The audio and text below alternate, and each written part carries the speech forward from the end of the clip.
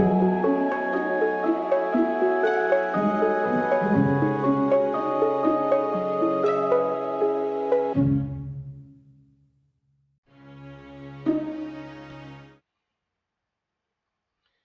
and welcome to this edition of Consciousness Raising Online. I'm going to jump right into this session because it's a lot of information I want to be able to share. But I do have to do a disclaimer or two, and I want to make it very clear. When I entitled this uh, as Who Put Those Things Up? Some White Women, I want to be very clear. I'm not attacking all white women. Okay? Um, I am identifying some white women who, as we get into the information, you understand what I'm talking about, what they put up. And in case somebody wants to be, not clear on why I say white women, you'll see why that's very clear too. It's white women. And again, not all white women, just some white women who are self-identifying. Okay? Um, One of the things over the last decade, really, that's been a problem or been a challenge around the country and actually over in other countries too, but in particularly here in the United States, has been a question about monuments, Confederate monuments. And by the way, if you're getting an echo, um, let me know. I'm trying. Somebody mentioned that last week there was a little bit of an echo. I think I fixed that. I see you, Miss Drea. I can see you over there and see your messages. So if you are getting echoed, please let me know. Now, Confederate monuments has been, like I say, an issue in the United States. Um, and it's an emotional thing for some people.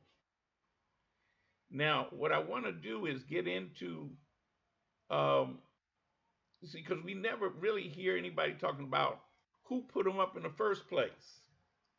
We just sort of accept that, oh, they just magically appeared.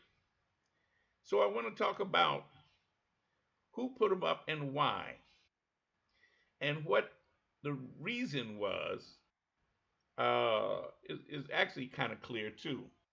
But let me just explain something.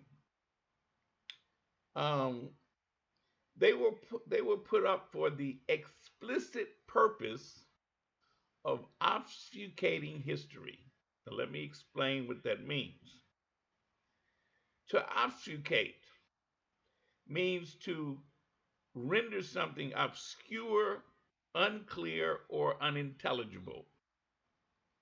So when I say that these monuments were put up to obfuscate history, what are we talking about? Well, since they're Confederate monuments, then we definitely know that we're talking about the Confederacy and the Civil War or the Uncivil War.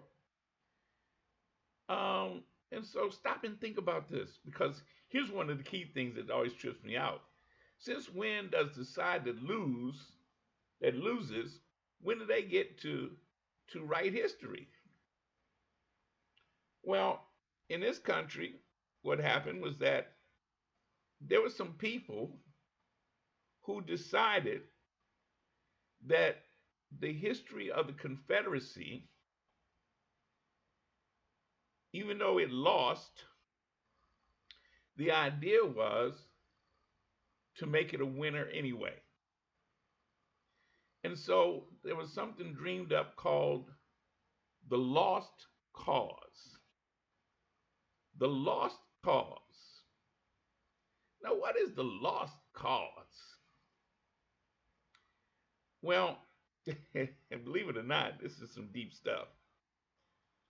Um, some of the losers, the wealthy uh, of the South, who had been the Confederacy, they said, yeah, we might have lost the war, but the physical war, but we're not through. And so they came up with the lost cause. And let me just share with you just briefly what that means. The tenets of the lost cause were basically 3 points.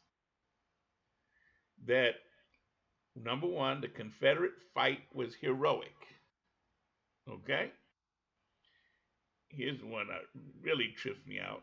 Number two, that the enslaved people were happy. Yeah, you heard me. And number three, slavery was not the root cause of the war. Now, if it wasn't slavery, then what was the root cause?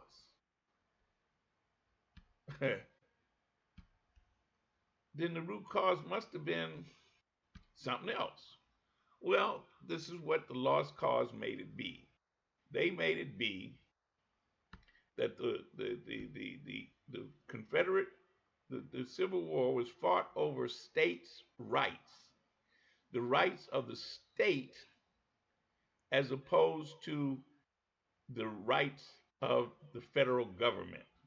And then so they made it that according to the lost cause narrative, it meant that the Civil War was really about states' rights and not about anything else. Slavery was, well, here's how it worked out, the way they claim it. They say, well, it was about the right of the states to decide what goes on in that state, and that includes if they want to own slaves. But the war wasn't fought over slavery. So now, in 1894, some women created a heritage group, a heritage group. It was called the United Daughters of the Confederacy. Now, you probably have heard of it, lightly. So if you ask a lot of people, especially a lot of people up north, they say, "Oh yeah, that was some women that they were daughters of the Confederacy. They what did they do? Their social group." Well, here's the thing: the two women who founded it, Carolyn Meriwether Goodlett and Anna Mitchell Davenport Rains, they founded the UDC, the United Daughters of the Confederacy, 30 years after the Civil War ended. And what they wanted to do was transform a military defeat into a political and cultural victory where states' rights and white supremacy remained intact. Now, what did that mean? That meant that they set about to spread a myth. And this is where we got to be clear here because I know there's going to be some people saying, well, what's wrong with that? Well, it was a myth, especially when they're contending that the Confederacy was not fighting to keep black people enslaved, and also at the same time suggesting that slavery was pretty good for everybody involved. Yeah, we had some happy slaves. They wasn't upset. Um, so that was called the lost cause. And the UDC, let me show you exactly what they said they were about. Okay? The United Daughters of the Confederacy. They said the objective, the the the the objects of the organization are historical, educational, benevolent, memorial, and patriotic. And see, I'm leading to something here that's going to blow your mind, so just stay with me here for a minute. rather than just think it's a bunch of old white ladies. Okay, number one, to collect and preserve the material necessary for a truthful history of the war between the states and to protect, preserve, and mark the places made historic by Confederate valor. Hmm.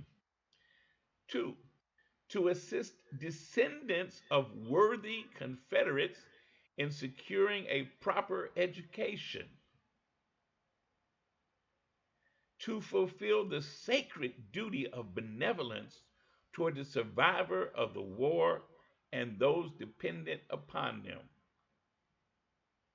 Next, to honor the memory of those who served and those who fell in the service of the Confederate States of America.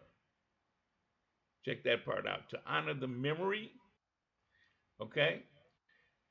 To record the part played during the war by Southern women, including their patient endurance of hardship, their patriotic devotion during the struggle, and their untiring efforts during the post war reconstruction of the South.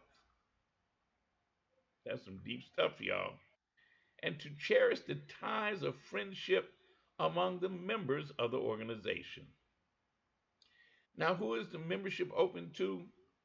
Membership is open to women no less than 16 years of age who are blood descendants, lineal or collateral, of men and women who served honorably in the Army, Navy, or civil service of the Confederate States of America or gave material aid to the cause. Y'all don't hear me. That's some sick stuff.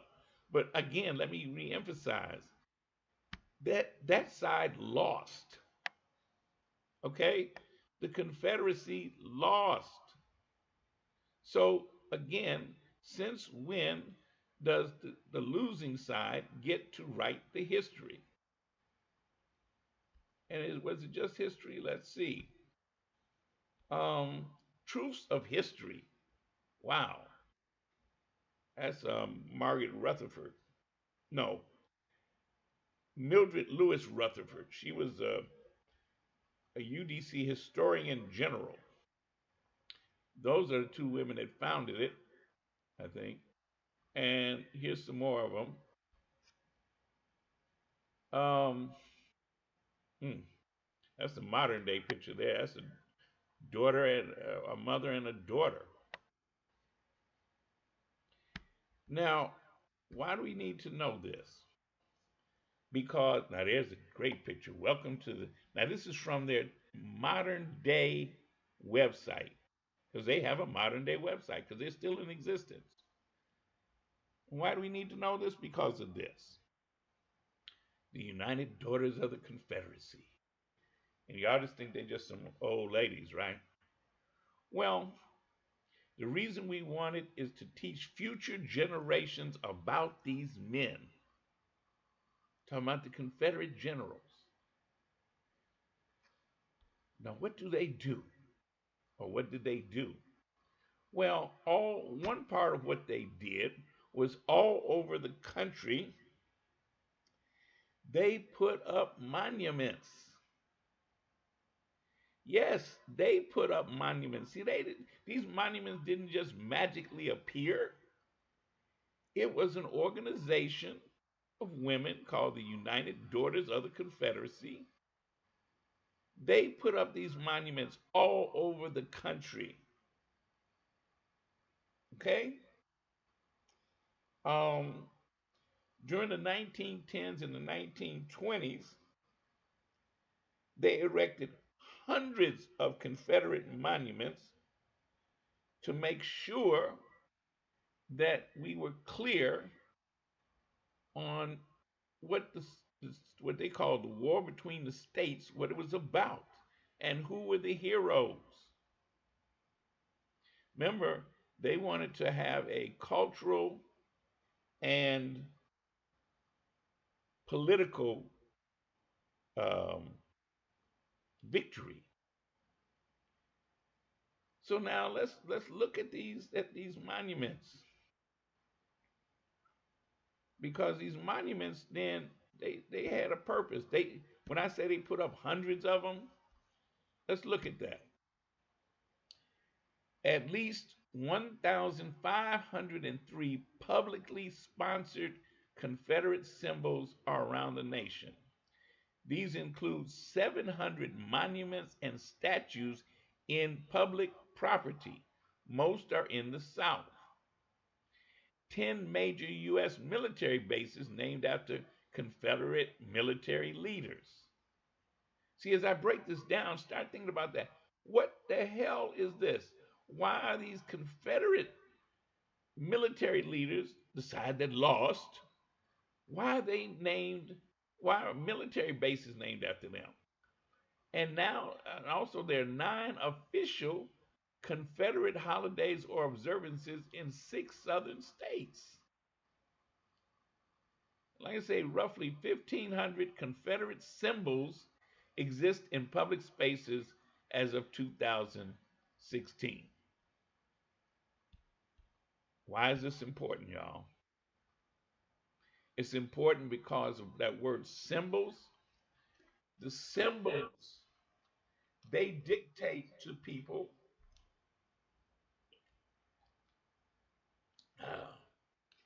Excuse me, had to get some water.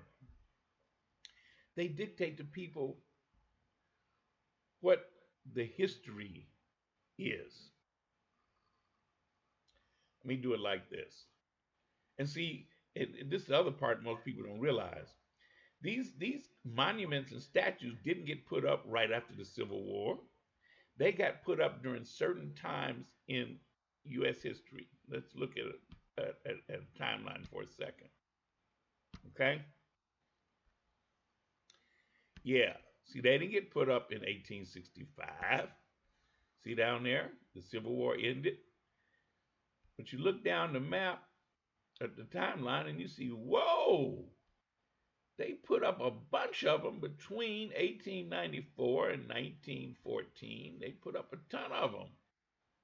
And in particular, they put a bunch of them up during these particular years. Well, let's see what those particular years were. All right. I don't know if you can see it close up, but I want to read this real quick, read some of these points. Where you see that long, tall period, 1909 was when the NAACP was founded.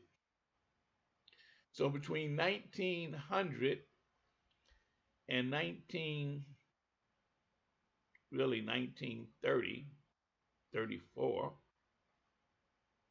that's when the most of them were put up. Now, what was going on in the country? Well, if the NAACP was founded in 1909, then apparently there was a lot of activity dealing with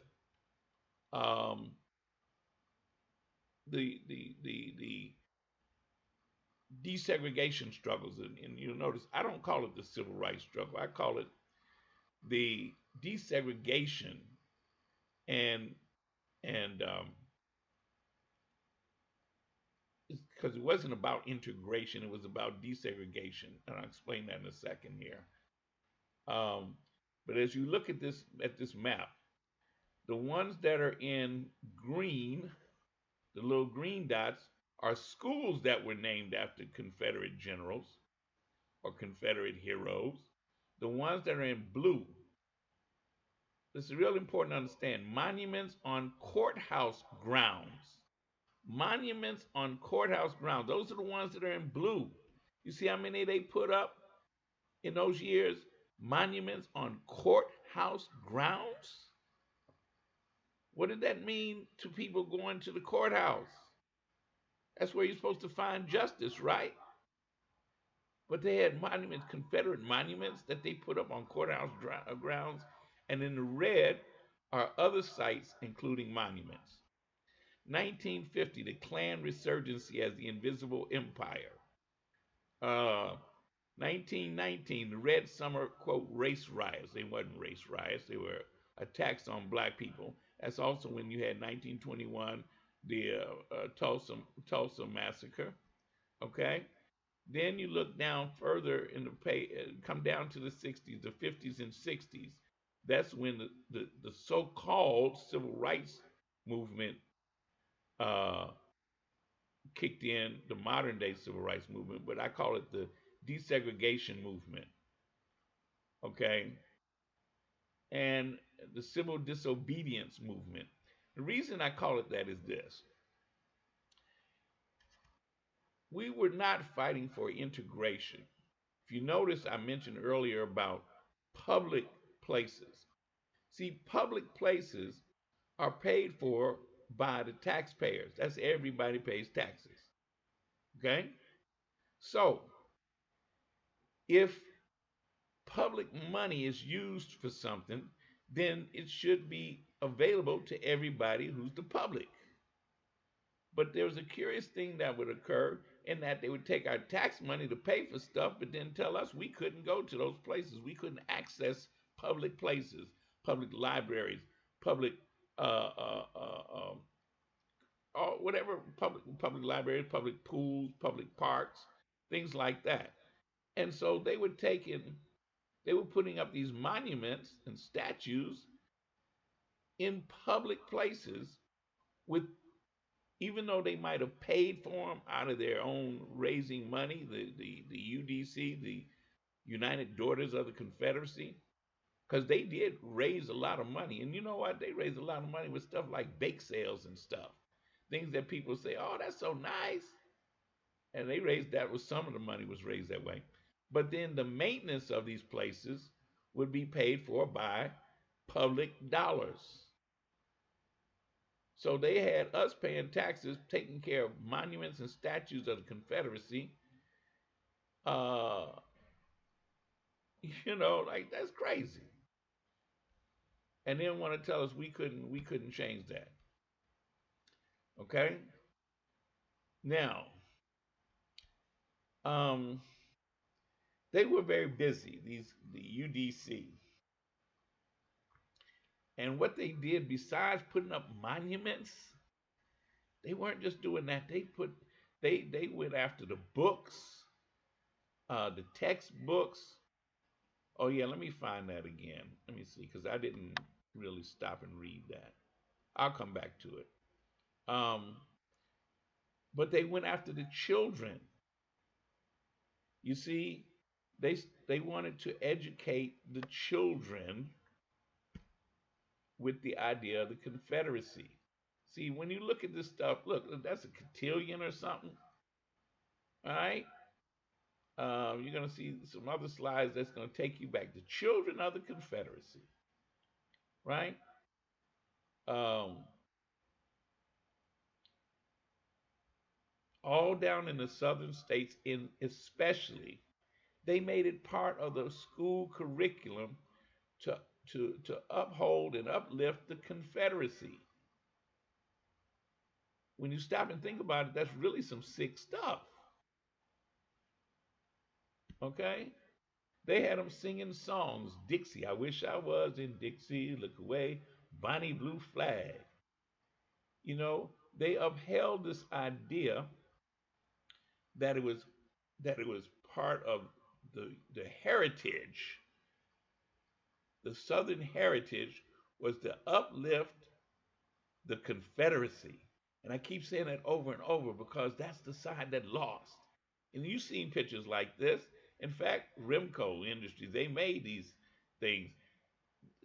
Kids in the South, and this is where it's really twisted, even some black kids, they were in situations where they were taught to uphold the Confederacy. Because remember, part of what the Lost Cause says with that, the Civil War wasn't about slavery. It was about states' rights. So they had them in the schools, the UDC. They helped write the textbooks. They determined what the curriculums would be. They determined who would be the teachers. That's why when you look at some of these women, these white women, don't they look like the teachers and stuff that was in these schools? Yeah, textbook, the history of Georgia. Wow. Um, so they were busy uh, teaching the children while we were, I guess, I guess we was not supposed to be paying attention, right? Um, I'll give you a good example of the kind of stuff they were writing.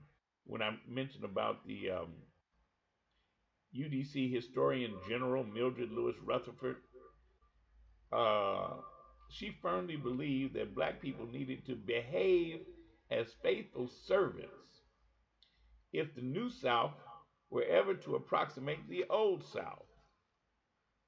Uh, in a pamphlet published in 1914 called Wrongs of History Righted by Mildred Lewis Rutherford, she said that Africans brought to America had been, quote, savage to the last degree, unquote, and, quote, sometimes cannibals, unquote, while under, uh, while under slavery, they were the happiest set of people on the face of the globe. In another pamphlet, she wrote, Civilization of the Old South. She noted that when faced with the challenges of freedom, black people as a race, of course, she called us Negroes or worse, I don't know, but black people as a race had become disorderly, idle, vicious, and diseased. Why was that? Because they were no longer under uh, slavery. She even said that the South's largest population of black people was why there was so many lynchings going on, because you got all these black people that were freed and they don't have any sense. So we needed to keep them reined in with lynchings. Okay. Um. mm. So yeah, there was another historian called named she wrote a book called Dixie's Daughters, and it said the UDC's biggest goal was to indoctrinate white Southern children in the lost cause, therefore creating living monuments. It involved going into the schools and putting up battle flags and portraits of generals. That's why the flag is so prominent all throughout the South. Um, let's see. It meant getting schools renamed after famous Confederates. It was creating the Children of the Confederacy, which was their formal youth auxiliary, so they could draw membership from the group when they became adults. Children were always involved in the unveiling of monuments. They would select one child to pull the cord, and then there'd be cheers when the monument was unveiled. Children in the stands would form what they called a living battle flag, and then they sang Southern patriotic songs. Ooh, Lord. There was also something called the Confederate Catechism, a call and response style drill that posed as a history lesson. Typical question: what causes led to the war between the states between 1861 and 1865? The disregard on the part of the states of the North for the rights of the Southern or slaveholding states. What were these rights? The answer was the right to regulate their own affairs and hold slaves as property. So they this is what they taught the children. This is what they taught the children. And if you think this was a little bitty organization, within 10 years, their numbers had grown to 30,000, and by World War I, there were over 100,000 of these women engaged in the fight to preserve and perpetuate the myths that the Confederate cause was a just and honorable one, and that, of course, it was about states' rights. Do y'all hear me now? These weren't just raggedy white women, these were prominent white women, a lot of them either by marriage or kinship, were linked to leading politicians and men of power across the South. Um, they did some phenomenal stuff when you stop and think about it. The UDC, they were able to get, let me make sure I have the date right, because this blew my mind.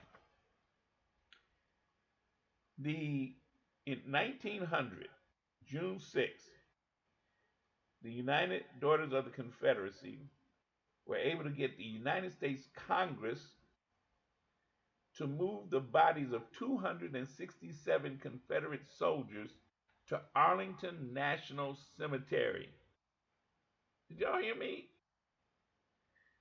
And in 1906, they got permission from the federal government to erect a Confederate monument in Arlington National Cemetery. See, when you go back and you look at the history, you say, what? How were they able to do this? Because again, you're talking about using public money to erect monuments to a war where the Confederacy lost. Okay?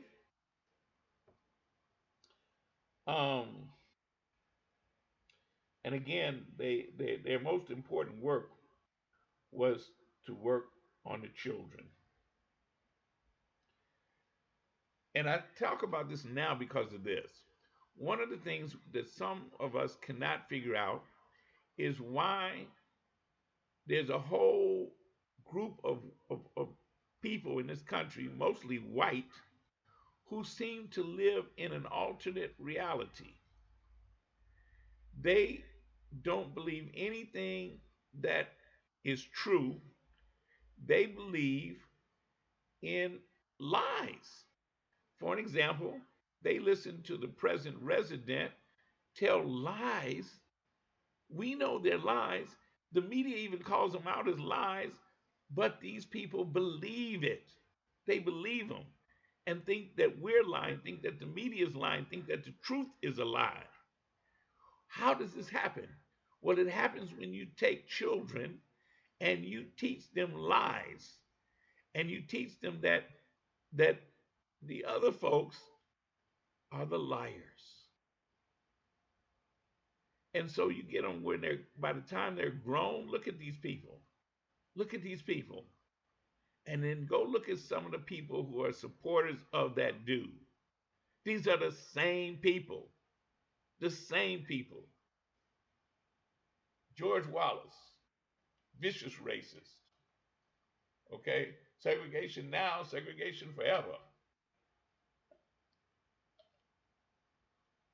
Okay? Are y'all beginning to understand this? This didn't pop up by magic. These people didn't pop out of nowhere.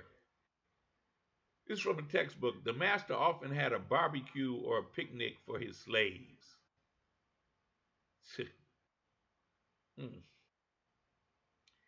And then you wonder why they can't seem to understand reality. It's because they live in a different reality. Now that's the United Daughters of the Confederacy. They also have fought against taking down these monuments. That's why they, right now, today, it's a mixture of things going on here. That's why they show up at these rallies and stuff with their guns and their flags. guns and Confederate flags. And they are against the idea of taking down the monuments. See, here's where it gets where the media doesn't clear things up. All right. Virtually all the challenges to the monuments and statues of the Confederacy have been waged around this principle that public money should not be used to maintain these monuments and statues, and two, that if they are on public land, they need to be taken off of public land. Remember, I showed you where all these monuments and statues were put up on public land. Okay. Um, Now, some folks say, well, just tear them down. I say this: they can move them to their own museums that they want to pay for. You know, they want to put them in private museums. Do that, but don't keep them in places where my tax dollars or the citizens' tax dollars are being paid to maintain them. See, that's what the challenge is. See, some folks only hear the part about take them down, and that's on purpose because that pits those who believe that's part of their heritage against those who are offended by that heritage. So my position is that, yeah, put them where you want them, but get them off of public land. Pay for it with your own money, but don't take my tax money and pay for the maintenance. You follow? It's very clear. Because that's what desegregation was about. Desegregation wasn't about integration as it's been defined. Desegregation simply meant that if it was public, then it had to be open to the public, that the public had to have access to it.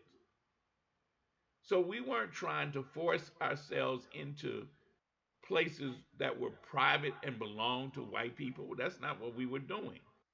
What we were doing was fighting for desegregation, to desegregate places that were public. And why do we have to do that? Because, especially in the South, they made laws that made it a legal requirement that places be segregated. Public places. You can't do that. You can't make a public place where my tax dollars go to pay for it and then say, but black people can't come there. You follow that? So that's what that was about. It was about desegregation. In the process, it got changed by some other folks that it's integration. See, that's why you see those signs and stuff. Those those white people were fighting against. They said it, desegregation. Well, I'm sorry, they said integration. They were against integration, and therefore they said segregation now, segregation forever. Okay, but they had a right to be able to do that on private property, but they did not have the right to demand that or to sanction that on public property and public places. All right, let me move on here. Um, because if you think that was it, no, that's not it. There was also, during the same time period, there was another group of white women who were busy. And let me go to show you what I'm talking about. The Annie Cooper Burton, who is the president of the Los Angeles chapter of the United Daughters of the Confederacy, wrote a book called The Ku Klux Klan in 1916. It was published. And one of the things she said in that book was that every clubhouse of the United Daughters of the Confederacy should have a memorial tablet dedicated to the Ku Klux Klan. That would be a monument not to one man, but to 550,000 men to whom all Southerners owe a debt of gratitude. Y'all see that? I'm going to leave it up there if you can read that for you at your own speed, but understand who that is. This is the president of the Los Angeles chapter of the United Daughters of Confederacy praising and upholding the Ku Klux Klan. Right? Now, we think we've heard a lot about the Klan, but one of the things we've never really had a strong look at was the women of the Ku Klux Klan. We know that there was some, right? Well, how about this? One of the things that occurred was that there were a lot of social welfare organizations.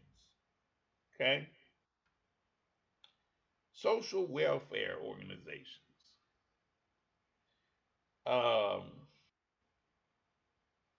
how do I explain it simply?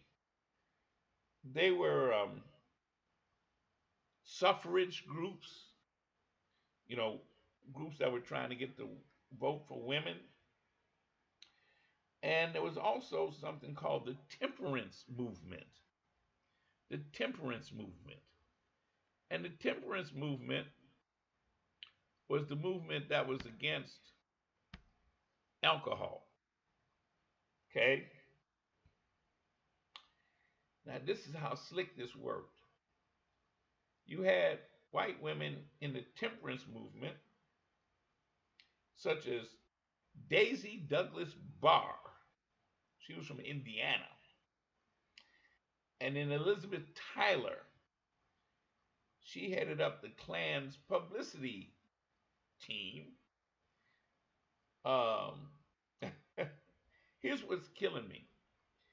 The most powerful people in the Ku Klux Klan wasn't just men. It was white women. Some of them were more powerful than any of the men. And they did some deep stuff because they were able to, in their capacity as the women of the Ku Klux Klan, they organized thousands and thousands of women who may have been involved in the temperance movement. They were against alcohol. Um, they were, oh shoot, uh, they believed in the moral life. Okay, um, they even they even had some what they back then they called them um, feminist movements, but that's why today we call it the white feminist movement because they were, of course, fighting for white women to get the vote. They didn't want black people, men or women, to get the vote. Um, and so they organized and they became one of the largest organizations of women in this country, the women of the Ku Klux Klan. At one point, there were over a half a million registered public women of the Ku Klux Klan. And what did they do? Well, they pushed door to door, really, the moral positions of the Klan. Look at those graphics. Look at them. And then ask yourself, when they were doing this, how were they able to do this publicly and there was no outcry? Well, these were the women of the Ku Klux Klan. That's in Washington, D.C. Look at that. And when you realize that there were millions of white men, then you understand the Ku Klux Klan was extremely strong, even though at one point they were labeled especially in Indiana, they even labeled them a terrorist organization. Okay? Look at that. See, that's frightening when you stop and think about it. Look at those women with those masks on.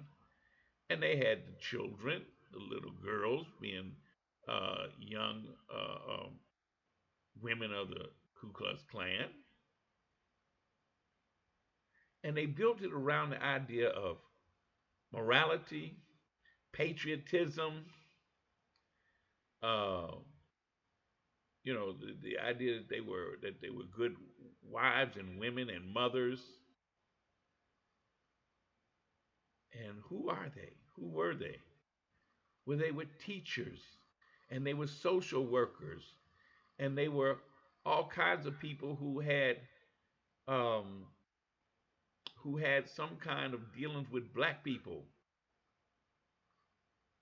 See, this is what I'm trying to get us to understand is that when we look at the condition we're in today, if these were the people who were teaching in the schools, who were the social workers, who were the you name it. Look at those white women. Those are the women that we see, that we would see, and they're the mothers of the white women that we see in the workplace today. Uh, she's getting anointed. Where's that child right there? Where's that child today? Okay? And the Ku Klux Klan,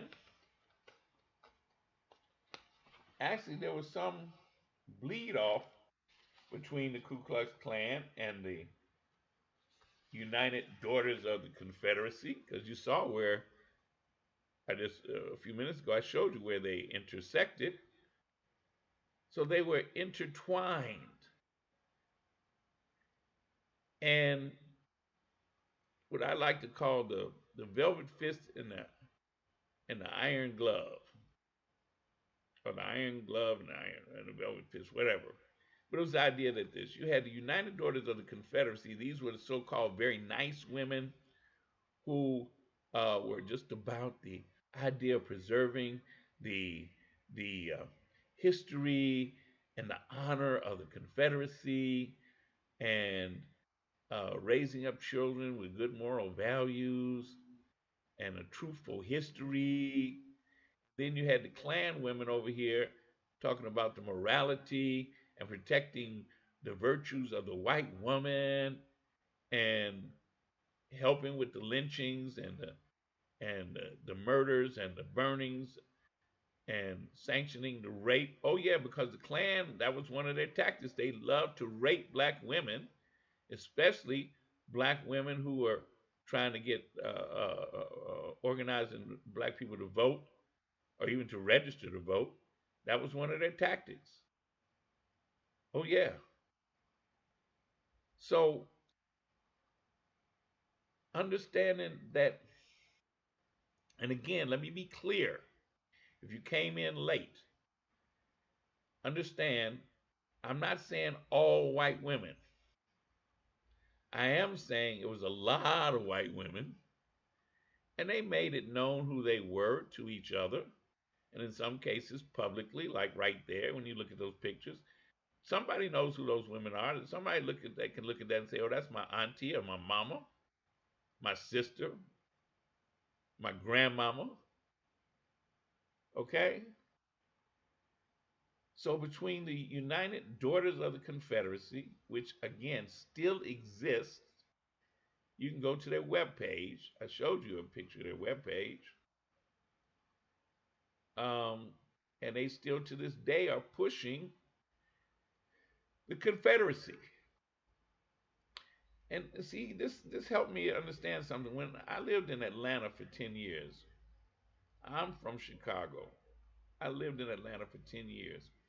I could not understand how come so much stuff was taken for granted in the South. And I'd hear this expression, the South will rise again.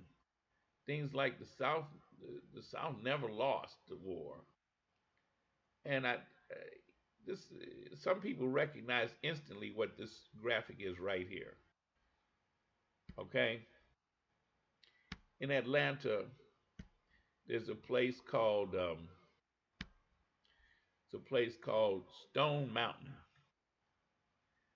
And what you see right there is those people are out there in picnic baskets or whatever, out there in blankets, because every night they do a light show. They show it up on the side of that mountain right there. And that mountain where you see right there, that's a relief, a carving into the mountain of three Confederate generals. Okay, this is huge. Okay, yeah, that's what that is. And when I first moved to Atlanta, I had some black people say, "Oh yeah, you got to go out to Stone Mountain. You got to go out to Stone Mountain." And when I went out there and saw this, I was blown away with the light show that's so full of propaganda and just the fact that those three Confederate generals up there on the wall. And then I looked into the history of Stone Mountain, which uh, used to belong to an avowed racist. They used to do cross burnings up on top of the mountain. Um, but you know what? Guess who paid for that cutting right there of the three Confederate generals? Yeah, you're right. The United Daughters of the Confederacy. And more than any other monument to the federal government, to the winning side, is the stuff for the Confederacy. And so it helped me to understand why, for an example, there's some black people who have been they were taught in the schools. They were um, taught that this stuff was, you know, if that's all you see, if you see the Confederacy as being upheld from the time you're a child, and that you're being told over and over it wasn't about slavery. In fact, your ancestors, they were happy to be slaves, and that's what you see over and over all the time. Some people get to believe in that. And so when a few years ago, when there was a challenge to the Confederate flag in, I think, Alabama, because it's still part of their official state flag or something, and taking off the flag, that lost. They still wanted to keep it. So there were a lot of black people who said, "Well, what kind of what?" Because a lot of black people, they voted to keep it. And you do have an occasional black person who'll be walking around or riding around with a Confederate flag, and you say, "What's wrong with them?" Well, what's wrong with them is that they have been fed this lost cause mythology, and they believe it to be true. And that's why you see these thousands of people go to these rallies for that present resident, and they're shouting and supporting him no matter what kind of lies he tells. And you sit up and you say, what's wrong with these people? They have been educated into the alternative lies, not alternative truths or alternative facts. They have been taught a whole nother reality. And so we need to understand who we're dealing with.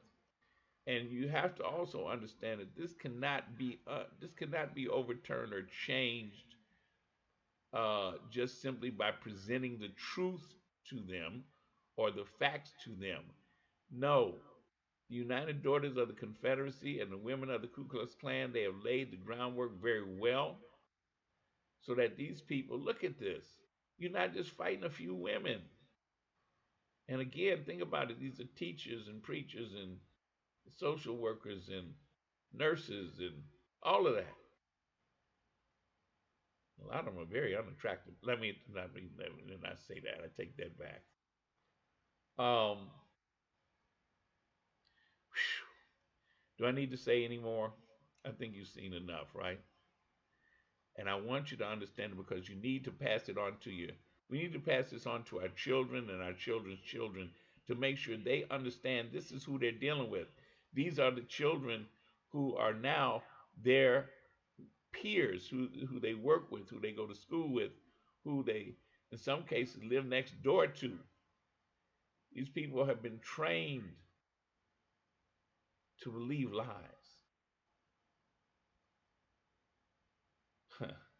The lost cause. All right, all right. I hmm, I'm going to leave you with this because this is what we're up against. This is what we're up against. Um, as always, I say no justice, no peace, no love. And make sure you understand how these folks got all these monuments up, all these statues, and all these lies in the books. They didn't just magic themselves there. It was organized. It was organized. Hmm.